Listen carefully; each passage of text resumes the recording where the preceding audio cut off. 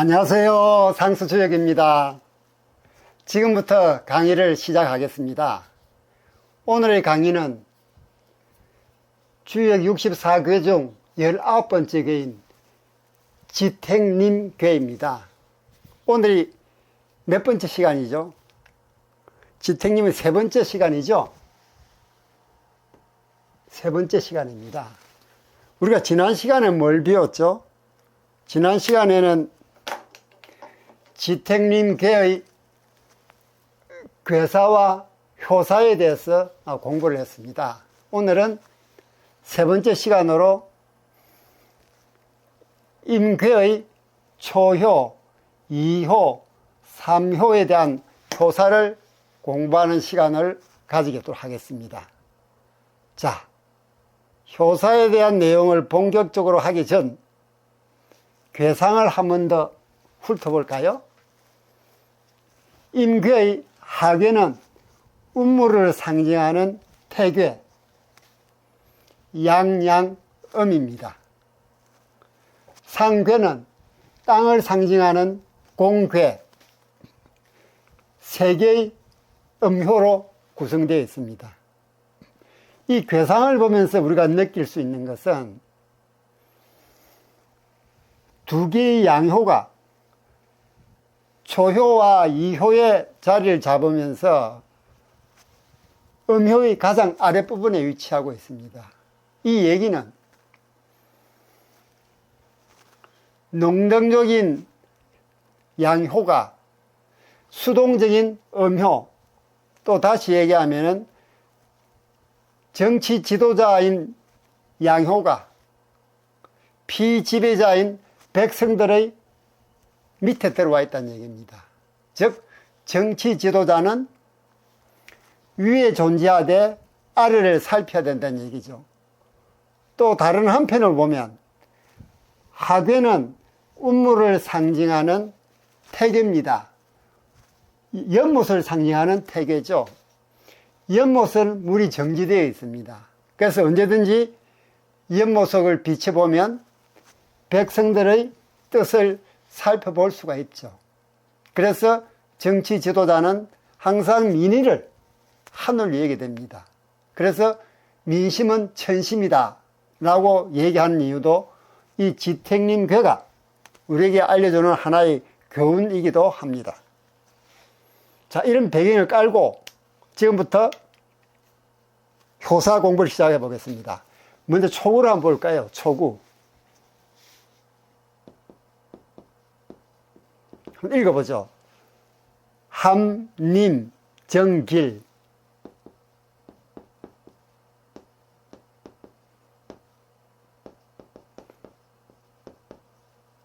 함님 정길입니다. 이걸 우리말로 해석하면 어떻게 될까요? 먼저 이 함자에 대해서 한번 볼까요? 함자. 이 함자가 무슨 뜻을 가지고 있을까요? 이 함자는 감흥하여 느낀다. 서로 이렇게 교감을 가져가서 느낄 때 그때 함자입니다. 그래서 감흥하여 느낌.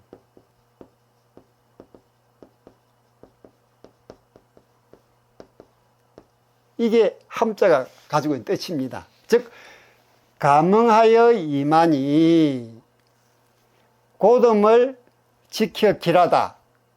이렇게 우리말로 해석할 수 있겠죠. 다시 한번 보면은 함자가 감흥하여 느낀다는 거니까 감흥하여 이만이 고dom을 지켜 길하다 라고 해석을 할 수가 있겠습니다. 자, 여기서 감흥하여 임하는 것은 정치 지도자가 통치에 적극적으로 관여하는 것입니다. 무슨 뜻인가 하면 이 6호 중에서 4효와 5효가 가르치는 지위를 보면 4호는 중앙정부의 대신 또는 제후, 5호는 군주 또는 왕입니다. 지택민기에서는 4효가 음효고 5효도 음효입니다. 반대로 4효와 상응하는 초구는 양효고 유고와 상응하는 구이도 양효입니다. 그러니까 이 양효, 초구, 구이 이 두 양효는 위에 있는 육사, 유고 이 음효하고 서로 정응하고 있죠. 상응하면서 정응합니다. 왜? 양효, 음효, 양효, 음효니까 양과 음은 서로 당겨주는 힘이 있죠. 그죠? 그래서 여기서 말하는 감응하여 임하는 것다. 이 뜻은 정치 지도자가 통치에 적극적으로 참여하는 것이다. 여기서 정치 지도자는 말씀드렸듯이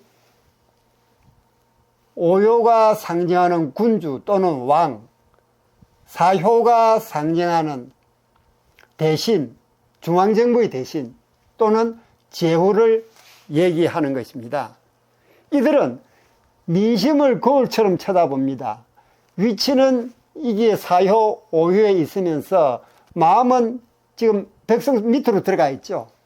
그 얘기는 이 연못의 맑은 물을 통해서 민의가 어떤지 계속 살피면서 사효, 오효가 통치를 한다는 얘기죠. 그래서 항상 자신을 반성하는 유형들입니다. 동시에 이런 정치 지도자를 본받아서 백성들도 역시 고dom을 지키려고 노력합니다. 그러니 나라가 자연히 잘 다스려질 수밖에 없죠. 그래서 감응하여 임하니 고dom을 지켜 길하다 라는 효사가 여기서 나오는 것입니다. 여기서 만약 초구가 효변하면 하괴는 어떻게 변합니까? 양이 음으로 변하죠. 양, 음입니다. 이게 뭘 상징하죠? 물을 상징하는 감개입니다. 물을 상징하는 감개죠.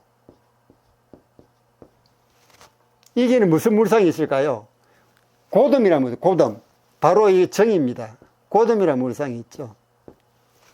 그래서 초구에 이 고돔이라는 정자가 나온 이유도 이 초구가 효변해서 생기는 하괴, 감에 고돔이라는 물상이 있기 때문에 정이 나온 것입니다.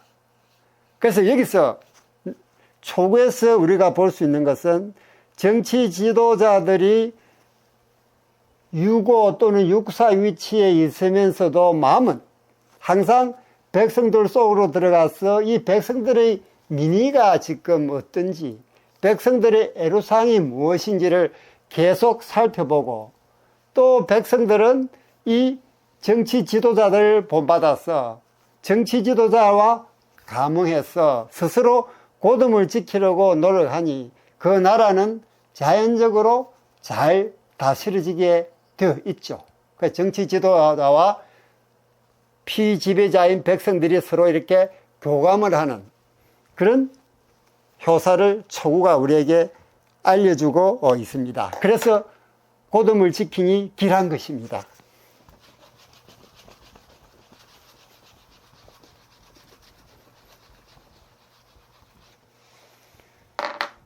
자, 다음은 구2를 해봐요. 구2.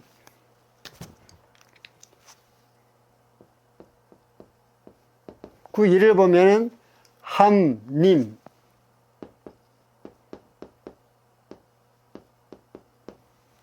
길무불리,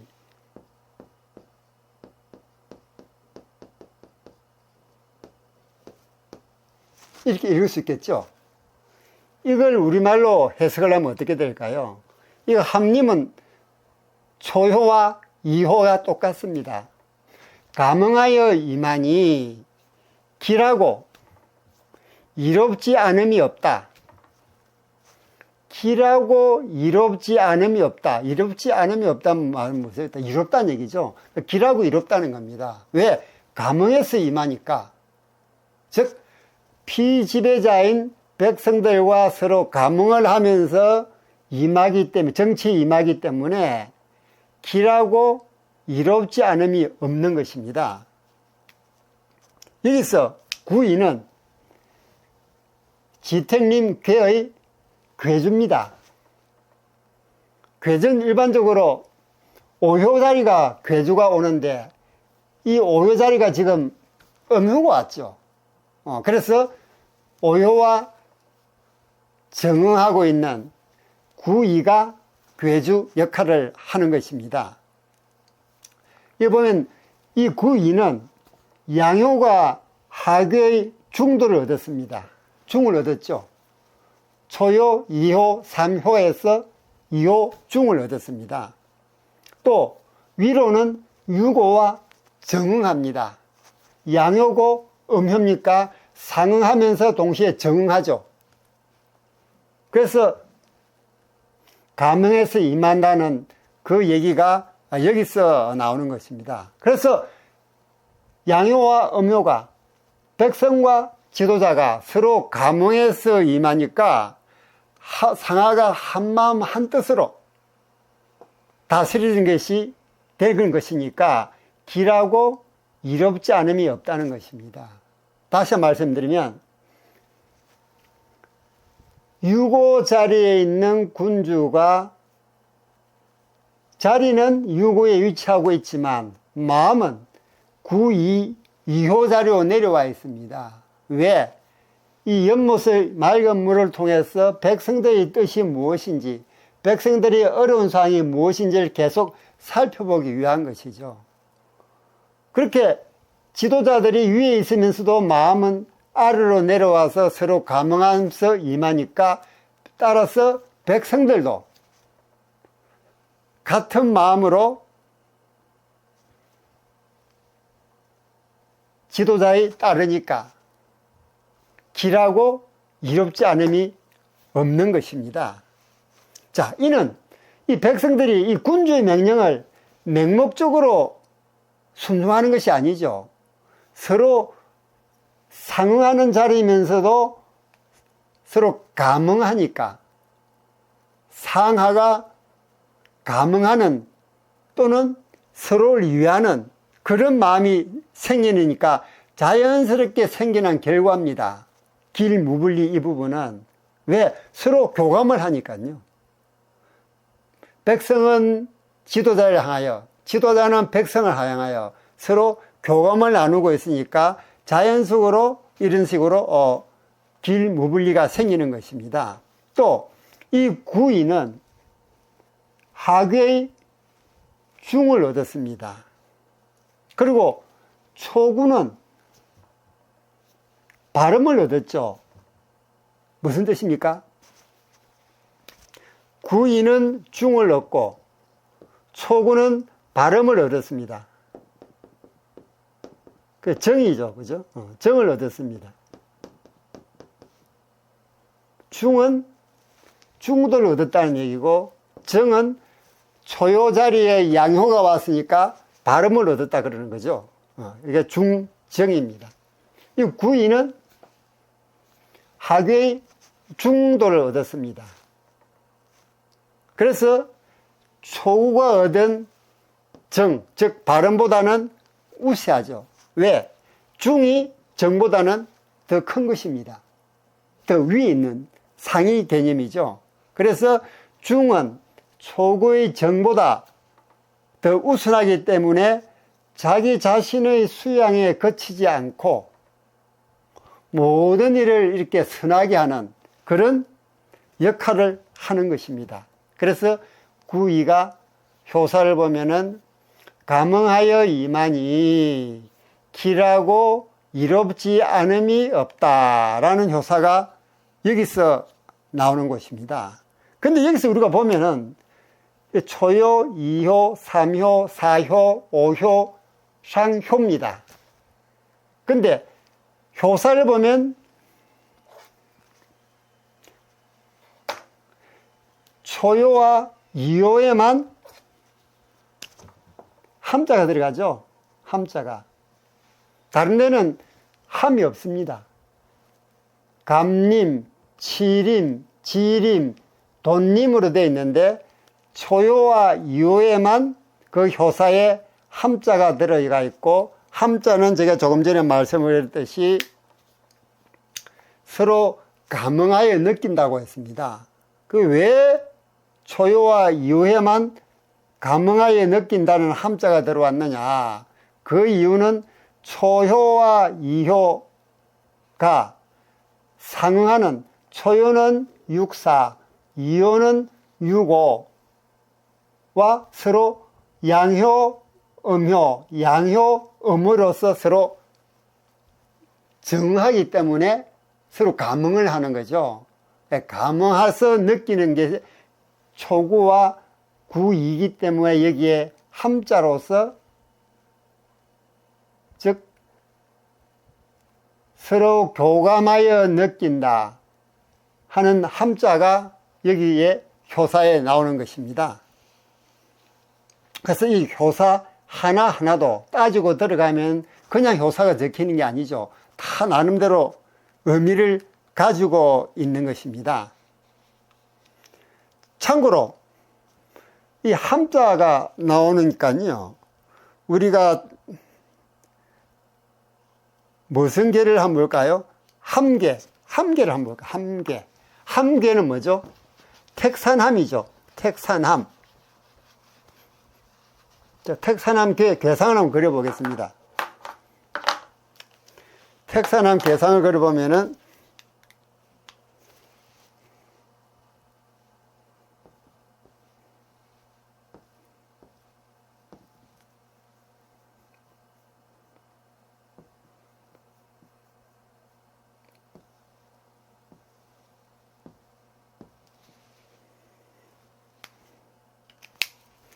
보면 이게 초효, 이효, 삼효, 사효, 오효, 상효입니다. 그렇죠? 그럼 우리가 여기서 서로 상응하는 효를 짝을 지어 볼까요? 짝을 지으면은 초효는 사효와 서로 상응하죠. 이효는 오효와 상응하죠. 그 다음 삼효는 상효와 상응합니다. 그렇죠, 그죠? 그러면서 초효는 음이고 상응하는 사효는 양입니다. 정응하죠. 다음 이효와 상응하는 오효도 음과 양입니다. 또 삼효도 상응하는 상응하는 상효와 비교할 때 양과 음입니다. 그러니까 양, 양, 음으로 서로 감응하죠. 정응하니까 감응을 하는 겁니다. 감응하면 느낌이 오죠. 그래서 이 계명이 이게 양음이 뭡니까? 택이죠. 운물상의 택입니다. 바로 이게 합니까? 그죠? 다음 하계는 양입니다. 그러니까 산이죠. 산을 상징하는 간괴입니다. 산이죠. 택산함입니다. 이 함이 바로 이런 함입니다. 이 함이죠.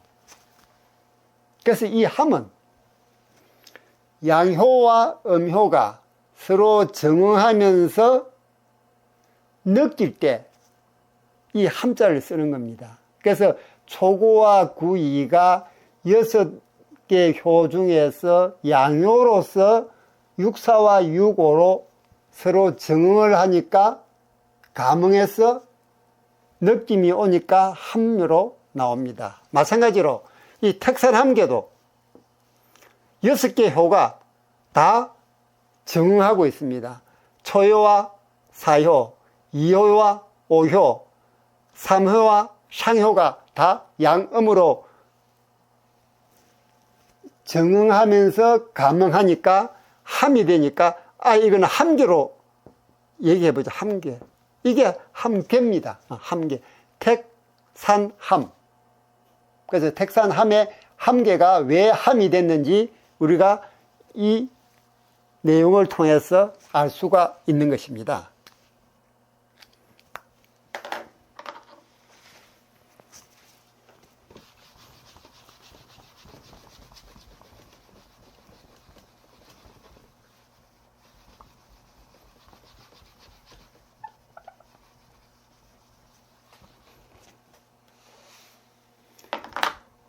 다음은 3효를 볼까요? 3효, 6삼입니다.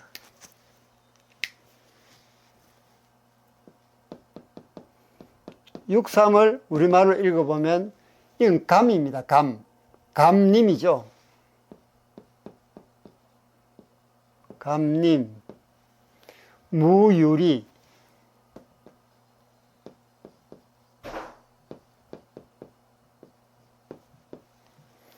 기우지. 그 다음 무구. 이렇게 읽을 수가 있겠습니다. 이걸 우리말로 해석을 해볼까요? 감님은 먼저 이 감자가 무슨 감자입니까? 달콤하다, 달다 할 때 감이죠. 그러니까 이 감님은 달콤한 말로 이만희. 달콤한 말로 이만희. 여기서는 느껴서 이만됐죠. 감흥에서 이만됐습니다. 근데 여기서는 달콤한 말로 이만희. 이룬 바가 없고 이미 근심을 하고 있으니 허물이 없다 라고 효사는 얘기를 하고 있습니다. 다시 한번 볼까요? 감님은 이게 달다 할 때 감입니다. 달콤한 말로 이만희 이로운 바가 없고 그러나 이미 할 때 기자죠. 이미 우려하고 있으니 근심하고 있으니 허물이 없다 라고 효사가 얘기를 하고 있습니다. 여기서 감님은 달콤한 말로 임한다 그랬는데 달콤한 말로 다스림에 임하는 겁니다. 이 하계는 다스림을 받는 자죠. 이 하계 중에서 3효는 바로 다스리는 사람들 바로 밑에 내려와 있습니다. 그러니 달콤한 말로 아부하면서 다스림을 받는 겁니다. 즉 진심이 아닌 감언으로 아첨하는 것이죠. 그래서 이룰 바가 없다고 얘기하는 것입니다. 하지만 그런 태도에 대해서 이미 근심을 하고 있으니 허물이 없다. 왜? 근심하고 있다는 얘기는 나중에 결과가 좋지 않을 때를 대비하는 것을 미리 얘기를 하고 있는 것이죠. 그래서 허물이 없다라고 얘기하고 있는 것입니다. 이걸 물상으로 한번 볼까요? 물상으로 보면 하괴는 운물을 상징하는 태괴입니다. 태괴, 그죠? 태괴는 무슨 물상이 있죠?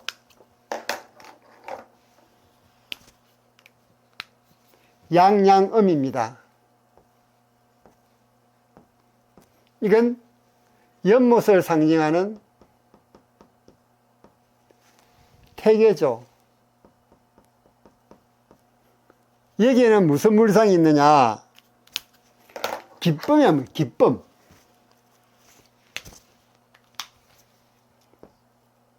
기쁨이라는 물상이 있습니다. 태계에는. 기쁨이라는 물상임과 동시에 또 무슨 물상이 있느냐? 상대적인 개념으로 반대적인 개념에 가까운 회절. 회절이 무슨 뜻입니까? 꺾인다는 얘기죠. 이 꺾인다는 물상도 동시에 가지고 있습니다. 기쁨이라는 물상도 가지고 있고 회절이라는 물상도 가지고 있는 것입니다. 여기서 기쁨이라는 이 물상은 상대편을 기쁘게 하기 위해서 던지는 말, 즉 감언입니다. 감언. 감언. 우리 감언 인수를 할 때 감언입니다. 이 감자가 바로 이 감자죠. 그죠? 달콤한 말로 다스림의 이만이 아침한다는 얘기죠. 진심은 그렇지 않으면서. 그래서 여기서 말하는 기쁨은 여기서 감언으로 나타납니다. 감언으로. 그 다음에 반대 개념과 비슷한 이 회절이라는 물상도 가지고 있습니다. 이 태괴는. 태괴가 기쁨과 회절의 물상을 가지고 있는 것은 우리가 어떤 같은 태괴인데 하나는 기쁨이라는 물상이 있고 또 다른 하나는 회절이라는 물상이 있느냐 하는 부분을 보면 이 태계는 가을을 상징하는 괴입니다. 가을. 우리 이 표를 보시면은 봄, 여름, 가을, 겨울입니다. 주역에서는 남쪽이 여름이고 북쪽이 겨울이고 동쪽이 봄이고 서쪽이 가을입니다. 그래서 봄, 여름, 가을, 겨울로 순환을 하는 거죠. 이렇게 순환을 합니다. 그럼 봄을 상징하는 징괴. 양 하나가 꿈틀거리기 시작하죠. 그 다음에 여름을 상징하는 이괴. 가을을 상징하는 태괴. 겨울을 상징하는 감괴로 나누어 볼 수가 있습니다. 이 중에서 우리가 관심을 가져야 할 부분은 바로 이 태괴입니다. 왜? 지금 우리 태괴를 공부하고 있지 않습니까? 삼효가 태괴에 포함되고 있으니까요. 보면 이 태괴가 기쁨과 회절이라는 서로 다른 어떤 물상을 가지고 있는 이유는 이 가을이라는 계절과 관련이 있습니다. 즉 가을은 추수의 계절입니다. 그래서 곡물과 과일을 많이 거두들이는 수확의 계절이죠. 그래서 기쁨이 있습니다. 기쁩니다. 그러나 그는 인간의 입장에서 그렇죠. 그 과일이나 곡물을 길러낸 나무나 또는 곡식 줄기 입장은 완전히 반대 개념입니다. 왜? 결실을 맺고 나면 나무 가지는 찢기거나 꺾여버립니다. 자기 역할을 다 했기 때문이죠. 또 곡식 줄기는 생명을 끝내야 합니다. 왜? 곡식을 쌀과 또는 다른 밀이든지 이런 곡식을 내놓고 나면 그 줄기는 생명을 끝내버립니다. 근데 이건 자연의 현상뿐만 아니죠. 인간계도 마찬가지입니다. 자식이 성장해서 독립의 분가에 나가면 한편으로는 기쁜 일이지만 또 다른 한편으로는 자신은 무대 뒤로 서서히 물러서야 하는 그런 시기이기도 합니다. 그래서 이 태계에는 이렇게 물상이 기쁨이라는 긍정적인 물상이 있는가 하면 회절, 꺾인다는 부정적인 의미의 물상도 있는 것입니다. 여기에 기우지 무구 이 부분 한번 볼까요? 기는 이미 그런 뜻이죠. 그죠? 이미 벌써 머지않은 이런 뜻을 가지고 있기는. 그래서 이미 근심하고 있으니 허물이 없다. 얘기는 이미 근심을 하고 있으니 근심을 하고 있다는 얘기는 그 결과가 어떻게 나오더라도 거기에 대비하고 있다는 얘기가 됩니다. 그래서 허물이 없다는 그런 얘기죠. 여기서 이미 근심하고 있다 하는 부분을 좀 더 들여다보기 위해서 이 삼효가 효변하면 전체 교는 어떻게 될까요? 삼효가 효변하면 음이 양으로 바뀌겠죠. 그럼 양, 양, 양, 음이 됩니다.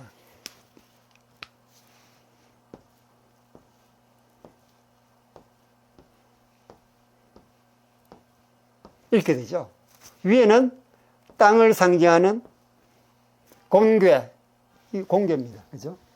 아래는 하늘을 상징하는 근괴입니다. 지천태죠. 태계가 됩니다.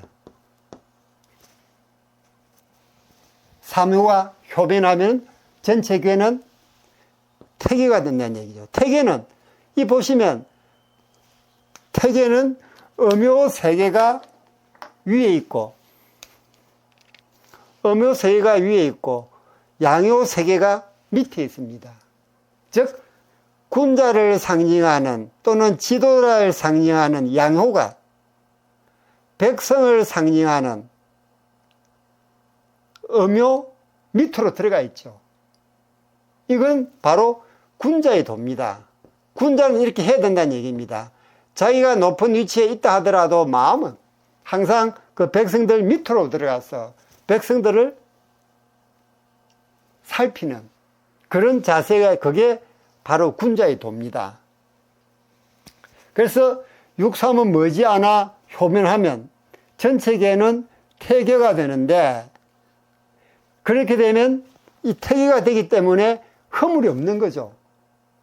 왜? 지천들은 방금 말씀드렸듯이 양요 세계가 음요 세계 밑으로 들어가 버렸습니다. 그래서 밑에서 음요를 돌봐주니까 이거는 태계는 아주 좋은 게죠. 또 다른 한편으로는 괴상호 우리가 보면은 음요는 위로 올라갑니까? 밑으로 내려옵니까? 음요는 밑으로 내려오죠. 그죠? 양요는 위로 올라갑니까? 밑으로 내려갑니까? 양은 올라가죠. 올라갑니다. 자, 중간에서 서로 교감하죠. 음과 양이. 주역에서는 음과 양이 교감할 때 좋은 일들이 벌어지는 것입니다. 이 함도 마찬가지였죠. 양효와 음효가 서로 정응을 하니까 교감하여 느끼는, 감흥하여 느끼는 이 함자가 나왔듯이 이 태도, 음효가 위에서 내려오고 양효가 위에서 올라가서 중간에 교감을 하니